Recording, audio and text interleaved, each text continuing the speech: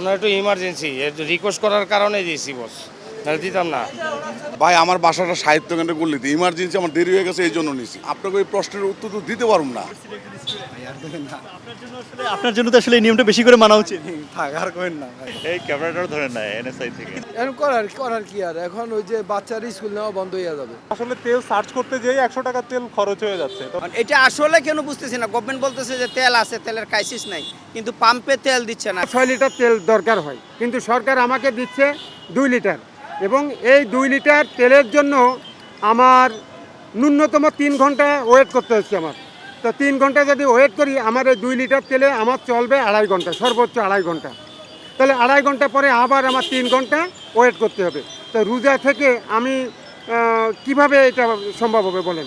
তো সরকার যদি 2 লিটার দিছে ভালো কথা, আমি সাধুবাদ জানাই এটা, কিন্তু যদি যারা উবার পাঠাও অনলাইনে চালাচ্ছেন তাদের জন্য যদি সর্বনিম্ন 5 লিটার করতেন তাহলে মনে হয় আমাদের জন্য ভালো হতো। আসলে তেল সার্চ করতে যেয়ে 100 টাকা তেল খরচ হয়ে যাচ্ছে। তো এইভাবে তো আসলে চলে না। ওনারা বলতেছে 9টা পর্যন্ত ওনাদের তেল ছিল এখানে, 9টার পরে 1 ঘন্টা 1.5 ঘন্টার মধ্যে নাই। মানে সাউদার্ন পাম্পে তেল নাই, এটা আসলে মানে মানা যায় না। ওদের তো রিজার্ভ থাকে অনেক বেশি। এটা আসলে বুঝতেছি না, এটা সিন্ডিকেটের মধ্যে আমরা আছি কিনা। এটা আসলে এভাবে তো আসলে চলে না, ডিফিকাল্ট হয়ে যাচ্ছে আমাদের চলা।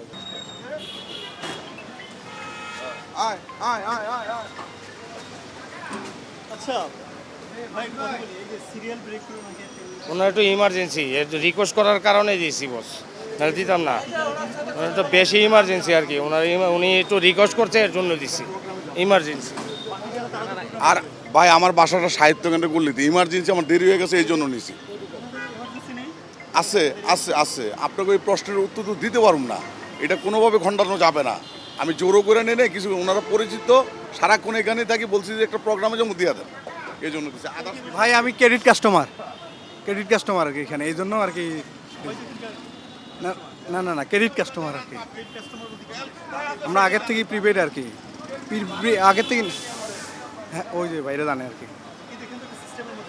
না না আমি অনেকক্ষণ তো দাঁড়াইছিলাম, আমি বাইরে অনেকক্ষণ তো দাঁড়াইছিলাম, প্রায় আধা ঘন্টার মতো।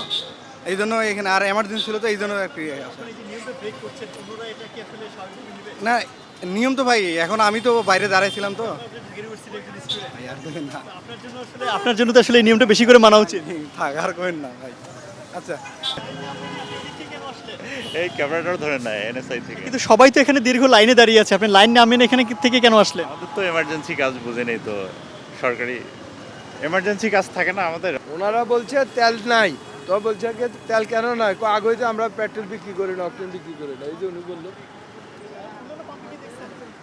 এই পিছনে একটা গেছি, ওটা তো তেল নাই, ওটা ডিজেল আছে, ডিজেল দিচ্ছে। একই অবস্থা। এখন করার কি আর, এখন ওই যে বাচ্চার স্কুল নেওয়া বন্ধ হয়ে যাবে। তেল কোথাও পাচ্ছি না, আমার অফিস কলোনি বাজারে তেজগাঁয়। কালকে রাত্রে তেল নিতে আসছি, এখানে বিশাল লাইন নিতে পারি নাই, মনে হচ্ছে সকালে নিব। এখন আসলাম, এই পাম্পে তেল নেই।